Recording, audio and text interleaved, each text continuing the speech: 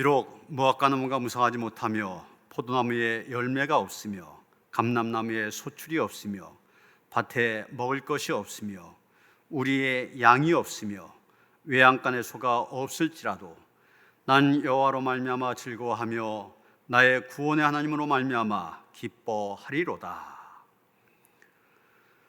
우리의 삶의 주인이 되시는 하나님 아버지, 예수님의 십자가의 보혈로 저희들 죄와 죽음에서 건져주시고 그 구원의 기쁨을 간직한 채 험한 세상 나그네 길을 승리하며 살게 하시니 감사합니다. 지난 한 주간도 주님의 은혜로 살았습니다. 오늘은 그 크신 사랑과 은혜를 생각하며 하나님 앞에 예배를 드립니다. 삼일체 하나님께서 친히 우리 가운데 임재하여 주시고 저희들이 드린 예배를 통하여 영광을 받아 주옵소서. 우리를 구원하시며 언제나 승리의 길로 인도해 주시는 예수님의 이름으로 기원하옵나이다. 아멘.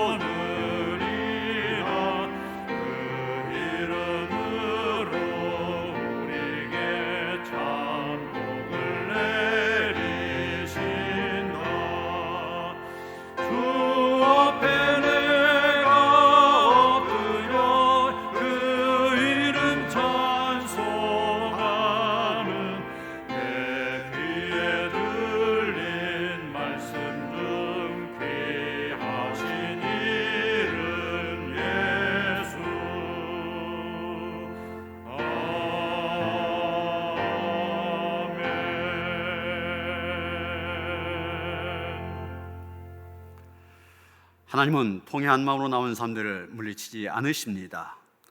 이제 우리 모두 함께 진정으로 우리들이 져진 죄를 뉘우치고 고백합시다. 공중에 나는 새를 보고 새를 보라, 창고에 모아들이지 않아도 하늘 아버지께서 먹이신다고 말씀하신 주님, 주님은 이렇게 은혜의 약속을 베풀어 주셨는데 저희들은 여전히 무엇을 먹을까, 무엇을 마실까, 무엇을 입을까 온통 세속의 걱정에 매여 살았습니다. 기도하지 않으므로 영적 분별력이 점점 무디어졌고 진리를 떠나 살다 보니 완악한 마음을 가지게 되었습니다. 귀한 직분 주신 것을 소홀히 하며 육체의 정욕을 따라 헛된 일에 시간과 물질과 능력을 낭비하였습니다. 은혜의 주님, 하나님의 뜻을 알고도 멀리 떠나 살았던 저희들의 죄를 용서해 주시고 정결하게 씻어 주옵소서. 예수님의 이름으로 이 고백의 기도를 드립니다. 주는 선하사 사죄하기를 즐거워하시며 주께 부르짖는 자에게 인자함이 후하심이니이다. 여호와여, 내가 깊은 곳에서 주께 부르짖었나이다.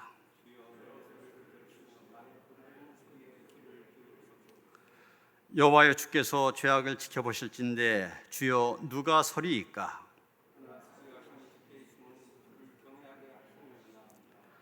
나 곧 내 영혼은 여호와를 기다리며 난 주의 말씀을 바라는도다.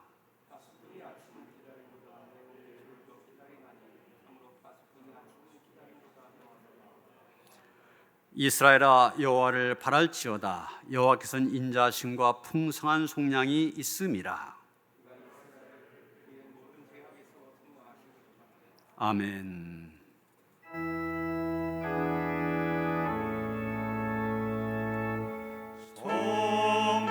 성부성자와 성령 찬송과 영광 돌려보내세. 대초로 지금까지 또 영원 무궁토록 성삼위께 영광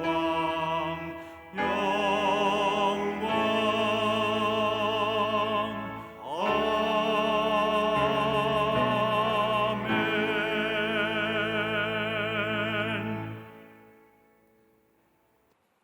전능하신 하나님 아버지, 감사와 찬양과 영광을 올려드립니다. 사랑의 주님, 한 주간도 이 땅을 살아가는 동안 지었던 모든 죄를 자백하오니 주의 긍휼과 사랑으로 용서하여 주옵소서. 사랑과 은혜가 충만하신 하나님 아버지, 하나님께서 바로 지금 이 시간도 저희를 위하여 이곳에 임재하여 계심을 믿습니다. 이 예배를 기다리고 각자의 삶의 자리에서, 가정에서 드려지는 이 예배를 축복하여 주시며 예수님의 이름으로 드리는 이 향기로운 예배를 받으심을 믿습니다. 어제도 계셨고 오늘도, 그리고 영원히 우리와 함께 계심을 믿고 감사드립니다. 주님께서 저희와 함께 하심에도 불구하고 저희의 믿음이 너무 연약하였음을 고백합니다. 저희의 믿음 없음을 용서하여 주옵소서. 저희가 사소한 일에도 평안을 잃고 두려워하는 마음을 가졌던 것을 고백합니다. 이 시간 주님의 품 안에 거하며 모든 두려움과 걱정을 내려놓고 온전한 믿음으로 나아가게 하여 주시옵소서. 저희 마음에 담대한 믿음을 허락하여 주셔서 저희들의 심령들이 오직 하나님의 영광을 위하여 세상을 이길 수 있는 믿음을 더하여 주시옵소서. 낮에는 구름 기둥으로, 밤에는 불 기둥으로 인도하시는 하나님, 길이 없는 곳에서 길이 되시며 빛이 없는 곳에서 빛이 되셔서 방황하던 이스라엘 백성들을 붙들어 주시고 내일을 알 수 없는 광야의 길을 가는 동안 친구가 되셨던 주님을 더욱 신뢰하고 의지합니다. 우리에게 주어진 시간을 성실한 하나님의 은혜로 믿고 최선을 다해 살아가기를 원합니다. 주님의 의로운 손으로 붙드사 헛된 시간 없게 하시고 생명 있는 삶을 살아가는 저희가 모두가 되기를 소망합니다. 지난 한 주간도 무더운 날씨 가운데 코로나 바이러스로 모두가 불안한 가운데 살고 있지만 부족한 저희들 건강으로 지켜주셔서 귀한 성일 기억하고 각자의 삶의 자리에서, 가정에서 유튜브를 통한 예배를 드릴 수 있도록 또한 은혜 베풀어 주시니 감사합니다. 하오나 비대면 예배가 시작되면서 저희들의 영적 생활이 게으르고 나태한 가운데 깊은 잠에 빠져 있습니다. 저희들의 나약하고 게으름으로 말미암아 알고 모르고 저지른 죄를 회개하오니 용서하여 주시옵소서. 결코 죄에 빠지지 않고 늘 깨어 기도하게 하옵소서. 주님의 크신 사랑으로 자비와 긍휼을 베풀어 주시옵소서. 8월 광복의 달을 기억하게 하시고 다시는 외세의 침략으로 어려움 당하지 않고 하나님 섭리 가운데 하나님만 의지하는 나라와 민족으로 세계 선교를 지도하는 선민 국가가 되게 하여 주시옵소서. 한 주간도 세상에 살 때 주님과 함께 동행하는 가운데 교회와 가정과 나라와 민족이 잘 되는 형통의 길을 인도하여 주시옵소서. 이 시간 담임 목사님 통해 말씀을 듣습니다. 하나님의 말씀 대언하실 담임 목사님 노뎀나무 아래라는 제목의 말씀을 선포하실 때 하늘의 권세와 능력이 나타나게 하여 주시옵소서. 주님 뜻을 잘 전달받아 성령 충만한 가운데 귀한 시간 되게 도와주시옵소서. 이 시간도 아름다운 선율의 찬양으로 영광 돌릴 우리 박정배 형제의 선율의 아름다운 찬양을 하나님 기뻐 받아 주시옵고 저희에게도 귀한 은혜의 연주가 되게 도와주시옵소서. 이제 말씀 듣고 세상에 나가서 삽니다. 빛과 소금의 역할을 잘 감당하기에 부족함이 없는 저희 모두가 되게 하여 주시옵소서. 우리를 죄악 가운데서 건져주신 예수 그리스도 이름으로 기도하옵나이다. 아멘. 하늘에 계신 우리 아버지여, 이름이 거룩하심을 여기오며 나라가 임하옵시며 뜻이 하늘에서 이루어진 것 같이 땅에서도 이루어지이다. 오늘 우리에게 일용할 양식을 주시옵고 우리가 우리에게 죄진 자를 사하여 준 것 같이 우리 죄를 사하여 주시옵고 우리를 시험에 들게 하지 마시옵고 다만 악에서 구하시옵소서. 나라와 권세와 영광이 아버지께 영원히 싸움나이다. 아멘.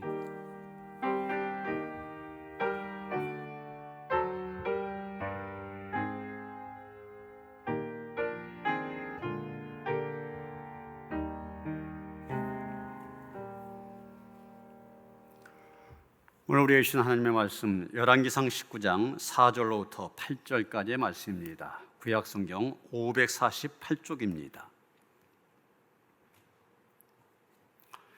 열왕기상 19장 4절로부터 8절까지의 말씀 제가 봉독합니다. 자기 자신 광야로 들어가 하룻길쯤 가서 한 로뎀나무 아래에 앉아서 자기가 죽기를 원하여 이르되 여호와여 넉넉하오니 지금 내 생명을 거두시옵소서. 나는 내 조상들보다 낫지 못하니이다 하고 로뎀나무 아래에 누워 자더니 천사가 그를 어루만지며 그에게 이르되 일어나서 먹으라 하는지라. 본즉 머리맡에 숯불에 구운 떡과 한 병 물이 있더라. 이에 먹고 마시고 다시 누웠더니 여호와의 천사가 또 다시 와서 어루만지며 이르되 일어나 먹으라. 내가 갈 길을 다 가지 못할까 하노라 하는지라. 이에 일어나 먹고 마시고 그 음식물의 힘을 의지하여 40주 40일 가서 하나님의 산 호렙에 이르니라. 아멘.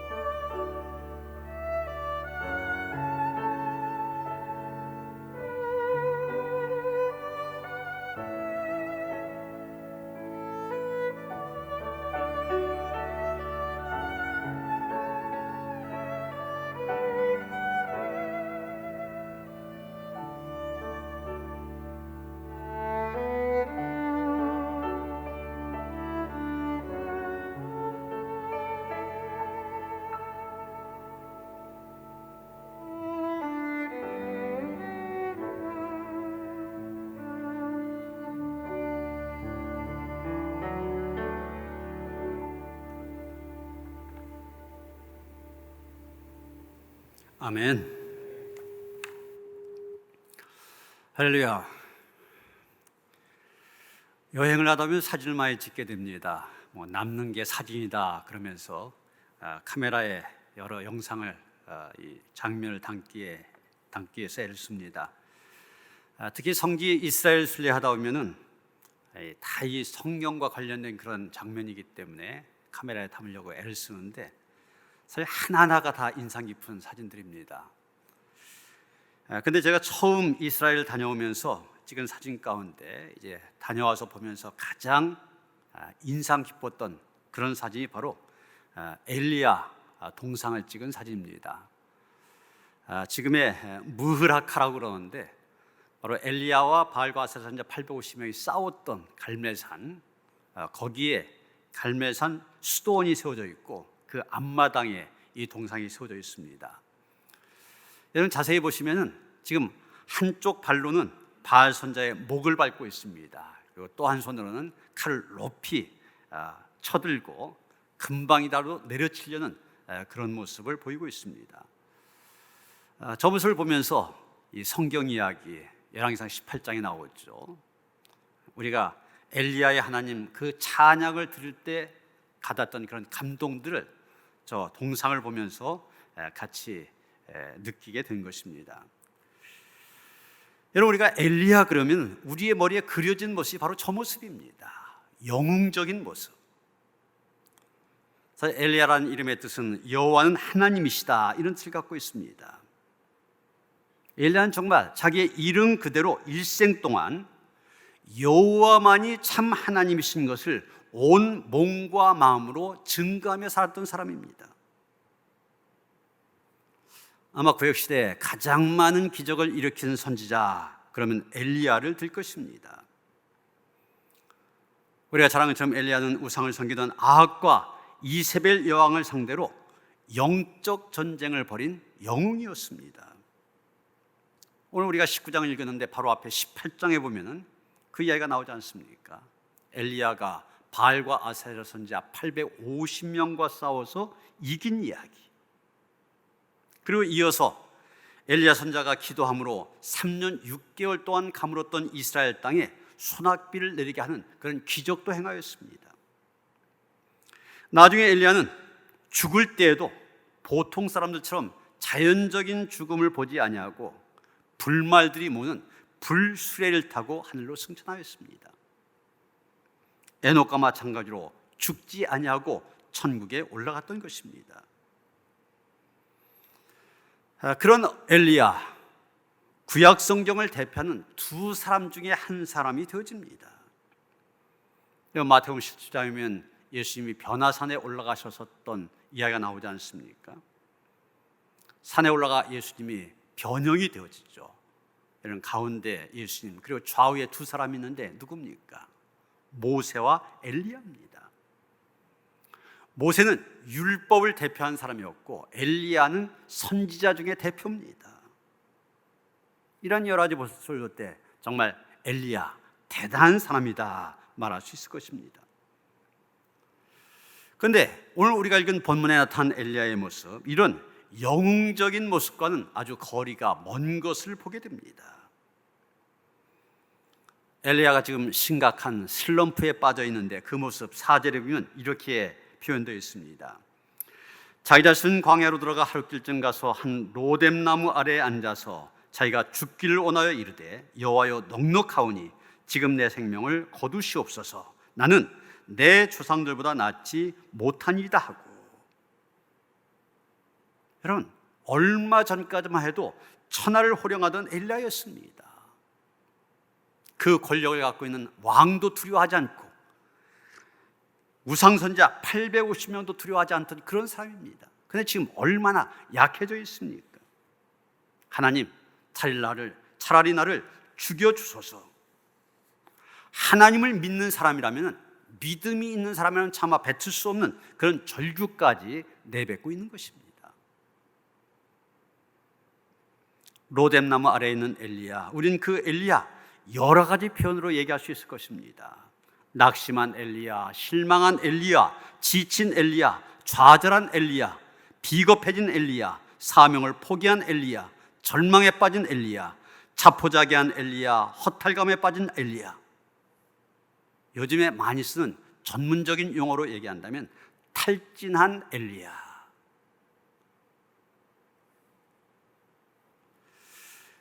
우리는 당연히 이런 엘리야를 보면서 아니 이게 18장에 나오는 열왕기상 18장에 나오는 그 엘리야 맞아?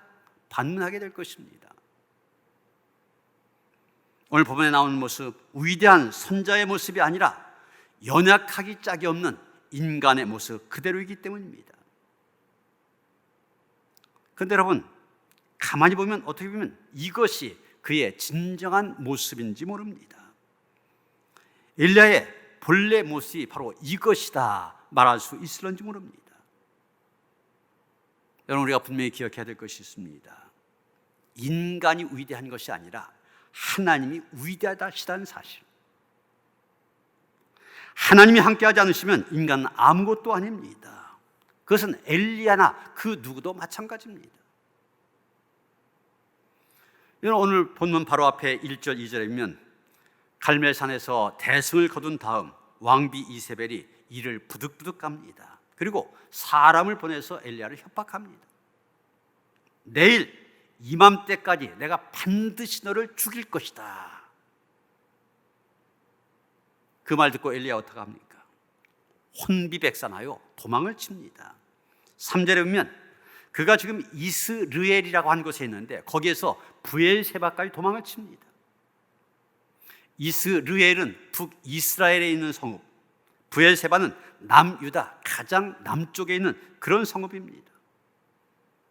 도망갈 수 있을 만큼 최대한 멀리 도망간 것입니다. 그 거리가 한 140km 정도 되어집니다. 그때는 요즘처럼 교통이 발달되지 않은 때 사람들이 보통 하루 걸을 수 있는 게 32km 정도 됩니다. 그런데 140km가 도망갔다. 지금 엘리야 속에 있는 두려움이 얼마나 컸는지를 우리가 알게 됩니다. 그렇게 멀리 도망간 다음에 엘리야는 지금 로뎀나무 아래 쭈그리고 앉았습니다. 그리고 어떻게 합니까? 이젠 차라리 죽고 싶다고 하나님 앞에 투정을 합니다. 우리가 알고 있는 엘리야의 영웅적인 모습과는 전혀 딴판의 모습을 보게 된 것입니다. 그러나 우리는 이 이야기를 읽으면서 오히려 중요한 교훈을 얻게 됩니다. 사람은 누구라도, 그것은 엘리야도 마찬가지고 모세도 마찬가지고 누구라도 별 수 없는 존재예요. 연약한 존재라는 사실입니다. 그래서 야고보서 5장 17절에 보면 이렇게 말합니다. 엘리야는 우리와 성정이 같은 사람이로되. NIV라는 영어 성경이면 좀 더 정확하게 번역하고 있습니다. Elijah was a man just like us. 우리와 똑같은 사람. 엘리야는 우리와 똑같은 사람이다. 그렇게 얘기하고 있습니다. 아무리 대단해 보여도 그 역시 지칠 수 있고 어려운 상황 속에서 낙심할 수밖에 없는 우리와 똑같은 사람이라는 것입니다. 연약하여 지칠 수밖에 없는 모습, 그것이 바로 인생의 본래 모습입니다. 여러분, 엘리야만 그랬습니까? 아닙니다. 성경의 위대한 인물들 다 그랬습니다. 이런 구약을 대표한 사람이 모세와 엘리야라면 신약을 대표한 사람이 사도 바울입니다. 여러분, 사도 바울 얼마 큰일을 했습니까? 그런데 그런 사도 바울에게서도 지금의 엘리야와 비슷한 모습을 보게 됩니다. 고린도후서 1장 8절입니다. 힘에 겹도록 심한 고난을 당하여 살 소망까지 끊어지고. 여러분, 바울도 얼마나 고난을 많이 당했습니까? 계속 고난이 이어지다 보니 너무 힘들고 지칩니다. 차라리 그때 나도 죽고 싶었다. 그런 솔직한 고백입니다. 여러분, 이게 바로 연약한 인생의 실상입니다. 엘리야뿐만이 아니라 사도 바울뿐만이 아니라 바로 우리의 모습이기도 한 것입니다. 그런데 여러분, 엘리야가 그렇게 영웅적인 사람, 믿음의 사람, 위대한 사람, 그런 엘리야가 이렇게 황당한 모습을 보였지만 하나님께서는 그를 어떻게 대하셨습니까? 너 믿음이 좋은 사람이 왜 그러냐? 책망하셨습니까? 윽박 지르셨습니까? 꼴도 보기 싫다 상대 안 해주셨습니까? 아닙니다. 하나님은 그런 분이 아니십니다. 우리가 연약할수록 오히려 측은히 여기시고 우리를 감싸주시고 위로해 주신 분, 그분이 하나님이십니다. 그런 하나님이시기 때문에 지금 낙심하여 죽기를 구한 엘리야, 그 하나님이 찾아오셨습니다. 5절 보면 로뎀나무 아래 절망 속에 쓰러져 자고 있는 엘리야에게 하나님께서 천사를 보내셨습니다. 7절에 보면 낙심하여 누워있는 엘리야에게 다시 하나님께서 사자를 보내셨습니다. 하나님께서는 2번씩이나 절망 속에, 낙심 속에 잠들어 있는 엘리야를 찾아 로뎀나무 아래를 찾아오신 것입니다. 여러분, 바로 이것이 하나님의 사랑입니다. 엘리야는 탈진하여 모든 것을 포기하고 도망쳤지만 하나님은 그 엘리야 포기하지 아니하셨습니다. 엘리야는 하나님께로부터 받은 소명도, 갈멜산의 위대한 승리도, 이스라엘 백성들도 다 내던지고 도망쳤지만 하나님은 여전히 그 엘리야 포기하지 않으셨습니다. 10절에 보면 엘리야가 이런 말을 합니다. 오직 나만 남았거늘. 지치고 힘이 들어 절망 가운데 있는데 어디를 둘러봐도 나를 도와줄 사람이 없습니다. 그 누구도 내게 힘이 되어줄 사람 없습니다. 사실 이것이 엘리야를 더욱 힘들게 만들었습니다. 그러나 모두가 엘리야를 떠났어도 하나님만 그를 떠나지 않으셨습니다. 오히려 하나님은 그를 찾아오셨습니다. 바로 여기서부터 엘리야의 치료, 엘리야의 회복이 시작이 되어집니다. 그가 참된 쉼, 참된 안식을 얻기 시작한 것입니다. 그렇습니다. 우리에게 참된 쉼, 참된 안식은 주님께서 다가오실 때 비로소 얻을 수가 있습니다. 하나님께서 나를 찾아오실 때 우리의 절망, 우리의 낙심 치유될 수 있고 우리는 온전한 하나님의 일꾼으로 회복될 수 있는 것입니다. 우리가 즐겨 부르는 찬양 가운데 나의 등 뒤에서 이런 제목의 찬양이 있습니다. 나의 등 뒤에서 나를 도우시는 주, 나의 인생길에서 지치고 고나여 매일처럼 주저앉고 싶을 때 나를 밀어주시네. 일어나 걸어라, 내가 새 힘을 주리니 일어나 너 걸어라, 내 너를 도우리. 나의 등 뒤에서 나를 도우시는 주, 평안히 길을 갈 땐 보이지 않아도 지치고 고나여 넘어질 때며 다가와 손 내미시네.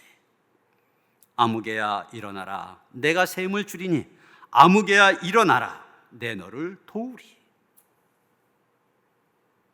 여러분, 지금 하나님께서 엘리야에게 하신 거 바로 이 찬송 가사 그대로입니다. 주님께서 지치고 고뇌 넘어질 때, 낙심하여 주저앉아 있을 때 찾아와 손 내밀어 주십니다. 등을 떠밀어 주십니다. 여기서부터 영과 육의 치료가 시작이 되어지며 영과 육의 회복이 이루어지게 된 것입니다. 먼저 하나님께서는 엘리야의 육체를 회복시켜 주셨습니다. 5절 6절 보시면 로뎀나무 아래에 누워 자더니 천사가 그를 어루만지며 그에게 이르되 일어나서 먹으라 하는지라. 본즉 머리맡에 숯불에 구운 떡과 한 병 물이 있더라. 이에 먹고 마시고 다시 누웠더니, 이렇게 말하고 있습니다. 로뎀나무 아래에서 너무 지쳐서 잠에 골아떨어진 엘리야에게 천사가 나타납니다. 그리고 어떻게 하십니까? 5절 다시 보시면 어루만져 주셨다고 했습니다. 그리고 그를 일으켜서 먹이십니다. 숯불로 구운 떡, 물 한 병을 준비해 주셔서 그것을 먹이고 난 다음에 잠을 재워주십니다. 여러분, 바로 이 말씀 우리가 많이 생각해 볼 필요가 있습니다. 우리가 신앙생활하면서 오해하는 것이 있습니다. 우리의 육체가 휴식을 취한다든지 좋은 것을 먹고 마시는 것, 그것은 신앙과는 별로 상관이 없다. 오히려 더 심하게 나가면 오히려 그것은 신앙과 배치되는 것이다. 이렇게 오해하는 사람들이 있습니다. 그러나 그것이 아닙니다. 인간은 어디까지나 육체를 갖고 있는 존재입니다. 그래서 쉽게 지치고 쉽게 약해집니다. 또 육체가 연약해지면 그 안에 있는 영혼도 같이 약해집니다. 사실 가만히 보면은 본문에 나온 엘리야 얼마나 피곤했겠습니까? 갈멜산에서 바알 선지자들, 이 바알과 아세라 선지자들은 자기 몸에 칼로 그으면서 피까지 튀기면서 싸웠습니다. 그 사람들과 하루 종일 싸웠다고 생각해 보세요. 그 싸움을 한 다음에는 또 비가 오지 않아서 비가 오도록 사력을 다해 기도했습니다. 제대로 먹지도 못하고 쉬지도 못하며 그랬습니다. 아마 지금 엘리야의 육체 파김치처럼 지쳐 있었을 것입니다. 육체가 지치다 보니 그의 영혼도 연약해지고 그런 가운데서 이세벨의 협박이 들어오다 보니 그 마음 무너지고 말았던 것입니다. 그런 엘리야를 향하여 하나님 또 기도가 부족하다 책망하지 않으셨습니다. 더 하나님의 말씀을 드려야 된다 다그치지도 않으셨습니다. 그렇게 하신 것이 아니라 잘 먹이시고 충분히 잠을 재우셨습니다. 이런 과정을 통해서 엘리야의 육체 회복이 되어진 것입니다. 중세 시대에 유명한 수도원이 있었습니다. 이 수도원장이 얼마나 훌륭한지 모든 사람들이 저 사람 성자다 그렇게 칭송을 하였습니다. 그 소문을 듣는 한 경건한 성도가 그곳을 찾아갔습니다. 그래서 자기도 저 원장님처럼 훌륭한 수도사가 되리라 마음을 먹었습니다. 그래서 그곳에 도착한 그는 원장님이 어떻게 하나 보려고 졸졸 하루 종일 그의 뒤를 따라다닙니다. 그러다가 저녁이 되어 원장님이 자기 방에 들어가니까 또 저녁엔 어떻게 하나 문틈으로 들여다보았습니다. 그러면서 참 성자로 불리우는 분이니까 밤새 기도하시지 않겠나 이런 생각을 갖고 쳐다봅니다. 그런데 웬걸 원장님 그럽니다. 하나님 몹시 피곤하네요. 오늘은 그냥 잡니다. 그러면서 벌렁 들어누워 이내 코를 골면서 자더란 얘기입니다. 이건 무슨 얘기입니까? 물론 인간 영혼을 가진 존재이기 때문에 육체만 지나치게 보호하고 쾌락으로 몰아가도 그 문제가 되는 거 사실입니다. 그런데 또 반대로 생각해야 됩니다. 인간은 육체를 가진 존재이기 때문에 영혼만 위하고 육체를 학대하든다든지 소홀히 여겨서도 안 된다는 것입니다. 그렇기 때문에 때로는 우리가 지쳐있을 때 아무것도 생각하지 말고 푹 자는 것도 신앙적인 모습입니다. 힘들 때 좋은 음식 많이 먹는 것도 신앙적인 것입니다. 물론 그렇다고 해서 게으르다 할 정도로 그렇게 자면은 안 되는 것이죠. 또 너무 먹는 것만 밝혀서도 안 됩니다. 이 둘 사이에 균형과 조화가 필요한 것입니다. 어떤 하나님께서 엘리야를 먹이시고 잠을 재우시고 이렇게 하는 가운데 엘리야는 회복되기 시작합니다. 8절에 보시면 이에 일어나 먹고 마시고 그 음식물에 힘을 의지하여 40주 40일 가서 하나님의 산 호렙에 이르니라. 하나님이 공급해 주시는 음식을 먹고 난 다음에 기력을 회복한 엘리야 호렙산으로 갑니다. 호렙산 모세가 하나님을 만난 곳입니다. 많은 믿음의 사람들이 하나님 앞에서 기도한 거룩한 산 성산입니다. 그가 도망가 있던 이 브엘세바에서 호렙산까지 대강 400km 정도 되어집니다. 상당한 거리. 그런데 40일 걸렸다. 물론 시간은 많이 걸렸습니다. 그러나 그렇게 먼 거리를 갔다고 한 것은 그가 그래도 회복이 되어졌다는 증거입니다. 그가 호렙산에 갔다고 한 것 그 자체가 이미 그의 육체가 회복될 뿐만이 아니라 더 나아가서는 영혼도 회복되기 시작했음을 보여주고 있습니다. 우리의 육체적으로, 물론 우리가 육체적으로 절제하면 영적으로 맑아지고 영적으로 의욕이 생기는 것 사실입니다. 그래서 우리가 절제 생활도 필요하고 때로는 금식도 하게 되는 것입니다. 그러나 도가 지나쳐서 우리의 육체가 너무 지치다 보면 영적인 의욕까지도 상실하게 됩니다. 제가 군목으로 있을 때 주일마다 저 집차를 타고 떨어져 있는 5개 교회를 이렇게 다니면서 예배를 인도했었는데 매 주일마다 인도할 수 있는 교회가 4개입니다. 아침 9시, 11시, 2시, 저녁. 그런데 하루는 몸살이 났습니다. 토요일 날 밤 정말 한숨도 자지 못하고 꼬박 밤을 새웠습니다. 몸살이 나서. 그래도 목사가 예배인도 안 할 수 있고 안 할 수는 없고 억지로 일어나서 본부교회에서 9시 예배, 그 다음에 한 20-30분 더 가서 대대교회 가서 또 11시 예배 인도하고 났는데 11시 예배까지 인도하고 나니까 온몸에 힘이 빠져갖고서 더 이상 할 수가 없습니다. 하는 수 없이 나머지 2교회 예배, 대대 군종병들이 있었는데 군종병들에게 예배를 맡기고 저는 의무대에 가서 약 타먹고 이 통신병들이 쓰는 그 사무실이 굉장히 따뜻합니다. 거기가 제일 따뜻하고 거기 가서 쉬라고. 그래서 거기 가서 점심때부터 저녁때까지 정말 죽은 것처럼 잔 다음에 좀 회복이 되어져서 삐오큐로 돌아온 그런 적이 있습니다. 이 몸이 아프니까 아무것도 못 하겠더라고요. 설교도 못하고 기도도 못합니다. 그래서 여러분, 내 육체지만 이 육체를 건강하게 잘 관리한 것도 우리 신앙생활에 있어서 중요한 지혜가 되어집니다.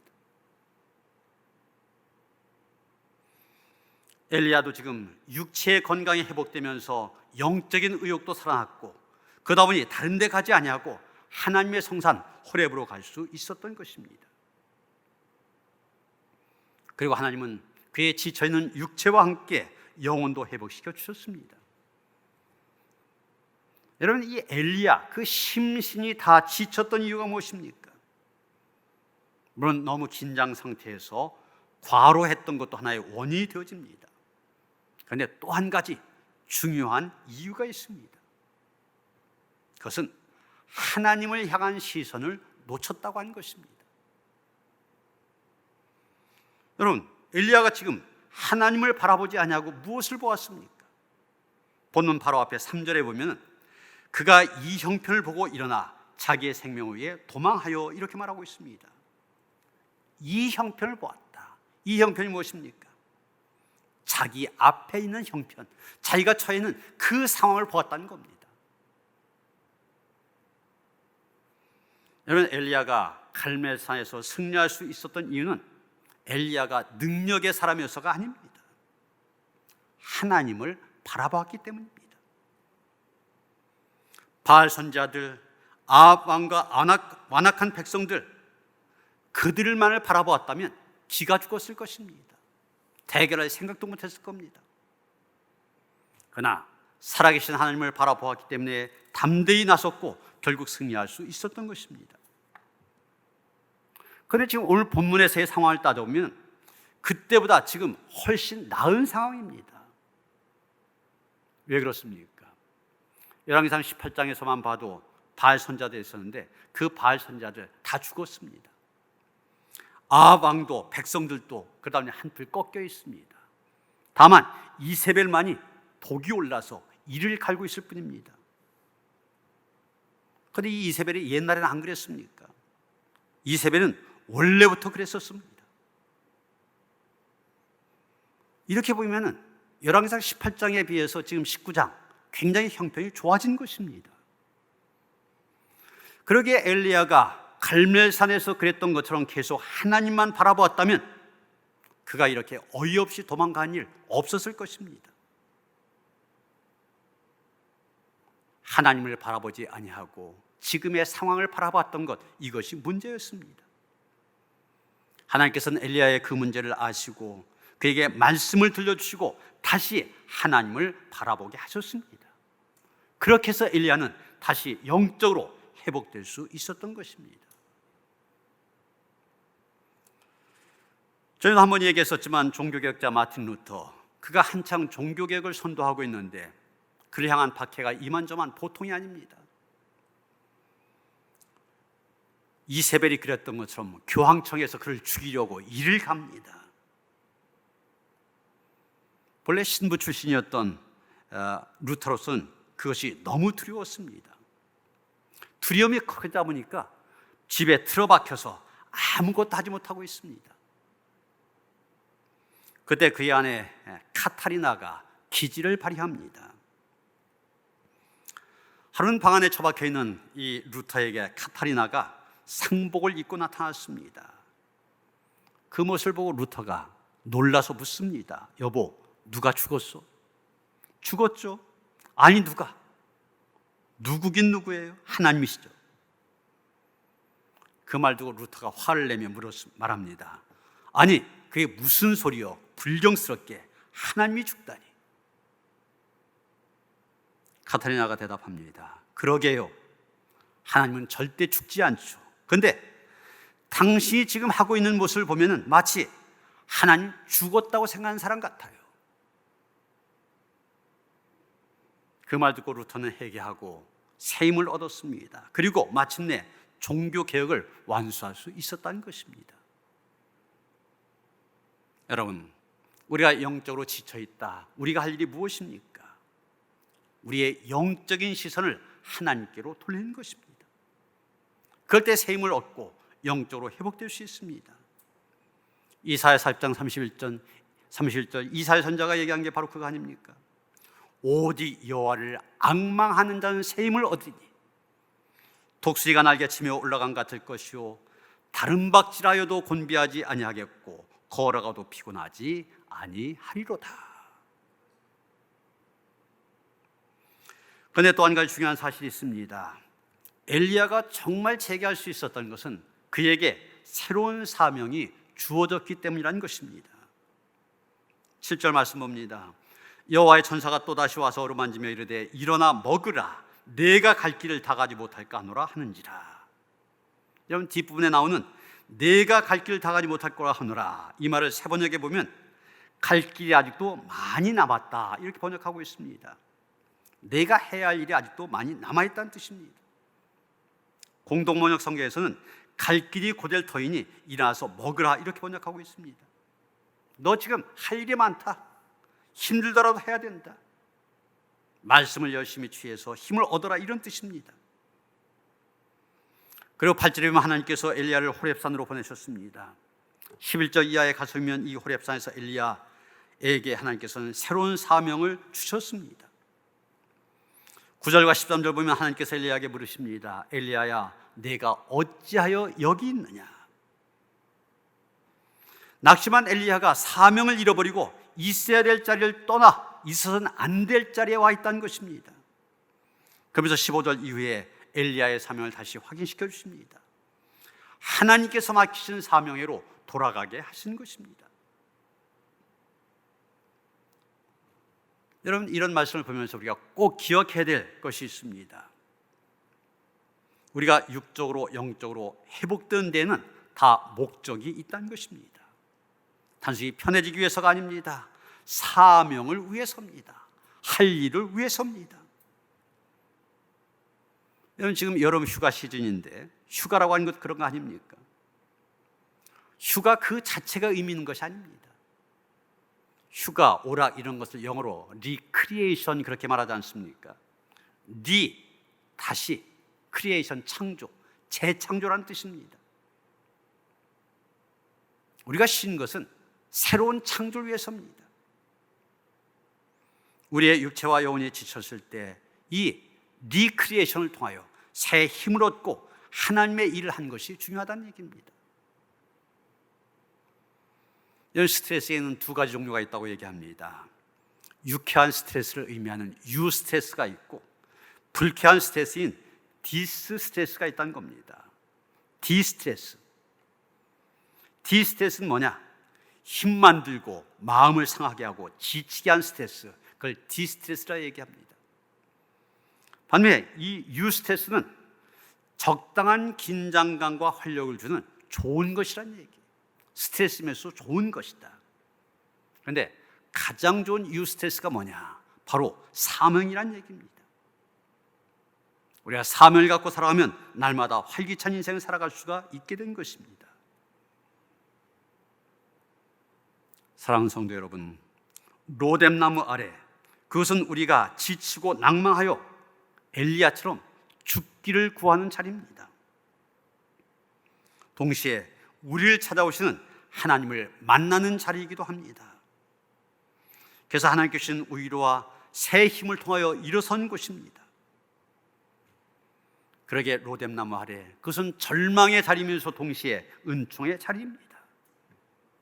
바로 그 로뎀나무 아래에서 하나님이 주신 새 힘으로 일어나 힘차게 사명을 향하여 나가는 그런 성도들 되시기를 주님의 이름으로 축원합니다. 하나님, 우리가 때로는 로뎀나무 아래와 같은 절망의 자리에 있을 때라도 그곳에서 하나님께 기도하며 하나님의 도우심을 간구한 가운데 찾아오신 하나님 만날 수 있게 하시고, 하나님께 주시는 회복의 은혜를 덧입어서 일어서게 하여 주시옵소서. 그래서 가정에서, 일터에서, 우리의 있는 곳에서 하나님께서 우리에게 허락하시는 사명 힘차게 감당하며 살아갈 수 있는 주의 백성들 되게 하여 주시옵소서. 예수 그리스도 이름 받들어 기도하였사옵나이다. 아멘.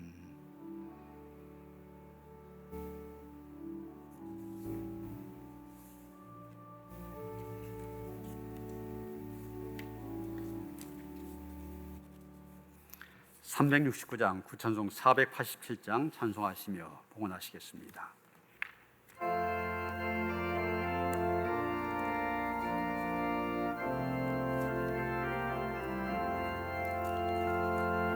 죄진 맡은 우리 구주 어찌 좋은 친구인지 걱정 근심 무거운지 우리 주께 맡기세. 주께 고함 없는 고로 오늘 걷지 못하네. 사람들이 어찌하여 아랠 줄을 모를까. 시험 걱정 모든 괴로움 없는 사람 누군가. 부질없이 낙심 말고 기도드려 아뢰세.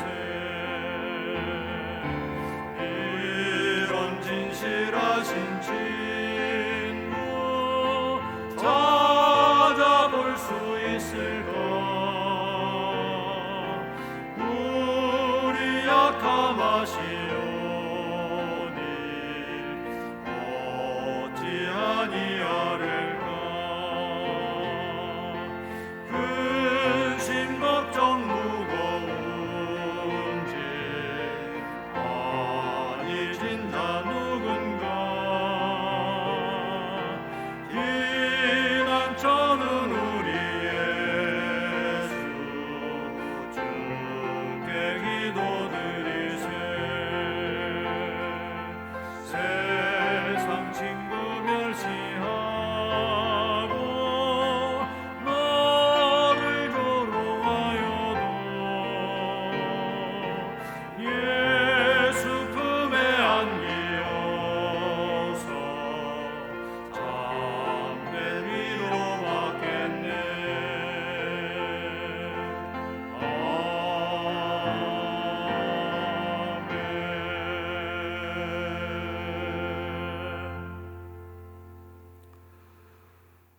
거룩한 날, 거룩하신 하나님, 능력의 하나님, 사랑과 자비가 충만하신 하나님, 그 하나님 앞에 영과 진로 예배합니다. 우리가 있는 곳에서 가정이든 휴가지든 또는 교회에 나와서든 영과 진리로 드리는 우리의 예배 기뻐 받아 주시옵소서. 엘리야가 로뎀나무 아래에서 찾아오신 하나님을 만났던 것처럼 지금 이 자리에 찾아오신 하나님을 만나는 예배가 되게 하여 주시옵소서. 그 하나님으로 인하여서 새롭게 힘을 얻게 하시고 회복되어서 영과 육이 아울러 강건한 가운데 주의 영광을 살아갈 수 있는 성도들 되게 하여 주시옵소서. 그의 나라와 그의 일을 먼저 구한 성도들 하나님께서 도우시고 축복하여 주셔서 세상을 사는 데 있어서 부족함이 없는, 가역함이 없는 하나님의 은혜를 누릴 수 있도록 함께 하시옵소서. 우리가 마음을 다하여 정성을 다하여 드린 예물 하나님 기뻐 흠양하시옵시고 드린 예물 축사하시사 찢어진 곳곳마다 주님의 존귀한 이름만이 널리 증거되게 하시옵소서. 우리 주 예수 그리스도 이름 받들어 간절히 축원하며 기도하옵나이다. 아멘.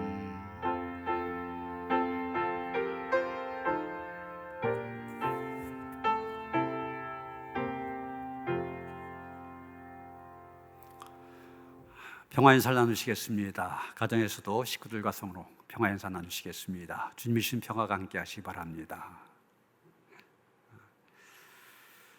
지금 코로나19 확진자가 정말 계속 위험스러운 수준을 유지하고 있고 그러다 보니까 사회적 거리두기도 4단계도 또 2주간 연장 조치가 이루어졌습니다. 그런데 이 교회에서의 예배 인원에 대해서는 좀 완화되는 그런 조치가 이루어져서 한 10% 정도 예배를 드릴 수 있도록 되었습니다. 사실 그동안 교회에서는 계속 이제 문제를 제기를 했었는데 물론 식당이라든지 공연장이라든지 운동 경기장이라든지 인원수에 제한은 뒀지만 아예 봉쇄는 안 했었거든요. 그런데 왜 교회는 아예 봉쇄하느냐? 그래도 어느 정도 인원은 허용해 줘야 되지 않냐? 이런 제한을 계속 했었는데 이번 새롭게 방역 지침이 내려오면서 그런 의견들이 받아들여져서 좀 완화가 되어졌습니다. 그래서 10% 정도가 참여가 가능하기 때문에 바로 내일 새벽부터 바로 이제 해당이 되어집니다. 그래서 우리가 이 예배당뿐만이 아니라 다른 공간들 다 10%를 적용하면은 주일 일부 예배와 사부 예배 그리고 새벽 기도회 수요 예배 때는 184명까지 참석할 수가 있습니다. 그리고 2부 예배, 3부 예배 때는 교회 학교에서 또 사용하는 공간이 있기 때문에 그것을 빼면은 2부 예배 때 169명, 3부 예배 때 159명까지 예배에 참여할 수가 있습니다. 이 정도 숫자면은 전에 우리가 이 대면 예배가 금지되기 이전 우리가 보통 한 500명 남짓 예배에 참석했었는데 충분히 참여할 수가 있습니다. 그렇기 때문에 여러분 염려하지 마시고 충분히 커버할 수 있는 상황이기 때문에 정부에서도 그런 지침을 내린 것이니까 예배에 적극적으로 참여하시길 바라고 대신 이제 3부 예배 인원이 제일 적습니다.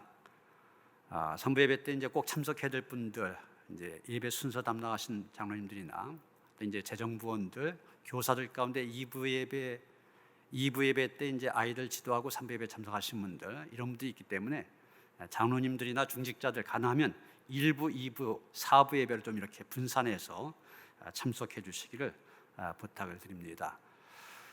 그리고 이제 대면 예배가 시작되어지면서 모든 차량 운행 다시 재개하도록 그렇게 하겠습니다. 대개 차량 이용하신 분들이 교회 차량 이용하신 분들이 연세가 있으신 분들이고 대개 또 백신 접종을 하셨기 때문에 위험 부담이 좀 덜하다 싶어서 모든 예배뿐만이 아니라 전에와 똑같이 새벽 기도회 때도 차량을 운행합니다. 적극적으로 이용하셔서 예배에 참여하시기를 바랍니다. 그러나 아직까지도 예배에 참석하신 분들이 많이 계시기 때문에 거의 뭐 절반 가까이 전에도 참석을 못하셨습니다. 그래서 실시간 예배 영상을 통하여 각 가정에 이렇게 중계를 하니까 가정에서도 영상을 통해 예배드린 일을 소홀히 하지 아니하시고 적극적으로 참여하시기를 다시 한번 부탁을 드립니다. 이번 주 수요일부터 노년부들도 교회에 나와서 예배드릴 수 있도록 다시 시작을 합니다. 그래도 노년부 어르신들은 대개 예방접종을 하셨기 때문에 위험부담이 덜합니다. 그만큼 조심하면서 다시 시작을 하니까 어르신들 참여하시길 바랍니다. 이수홍 성도님, 김수천 성도님의 모친 되시고 장춘일 집사님 시어머니 되십니다. 소천하셨습니다. 주님의 위로가 함께 하시기를 바랍니다. 다니엘서 300장 찬송하시겠습니다.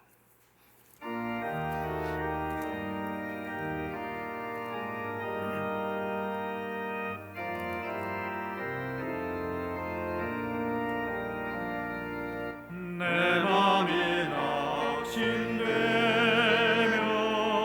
근심에 눌릴 때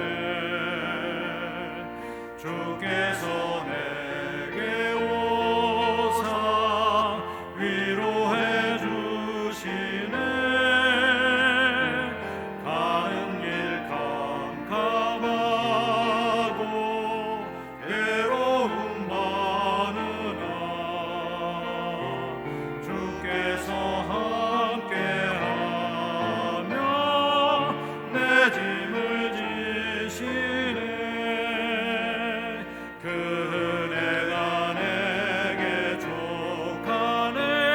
그 은혜가 족하네. 이 괴로운 세상 지날 때 그 은혜가 족하네. 희망이 사라지고 친구 날 버릴 때 주 내게 속삭이며 새 희망 주시네. 싸움이 맹렬하여 두려워 떨 때에 승리의 왕이 되신 주 음성 들리네. 그 은혜가 내게 족하네. 그 은혜가 족하네. 이 괴로운 세상 지날 때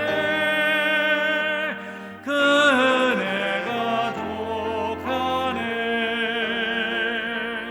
번민이 가득 차고 눈물이 흐를 때 주 나의 곁에 오사 위로해 주시네. 반란이 닥쳐와서 어려움 당할 때 주님의 능력이 와 원수를 이기네. 그 은혜가 내게 족하네. 그 은혜가 족하네. 이 괴로운 세상 지날 때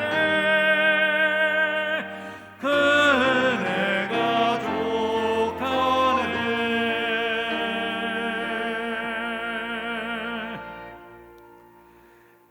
이제는 우리 주 예수 그리스도의 은혜와 하나님 아버지의 그 극진하신 사랑과 성령의 감화 감동 역사하심이 어떤 상황 가운데서도 주님만 바라보며 주님만을 기대하며 주님께서 주시는 치료와 회복의 능력을 힘입어 능히 세상을 이기며 살아가기를 원하며 구한 모든 성도들 가운데 이제로부터 영원토록 함께 하시옵기를 간절히 축원하옵나이다.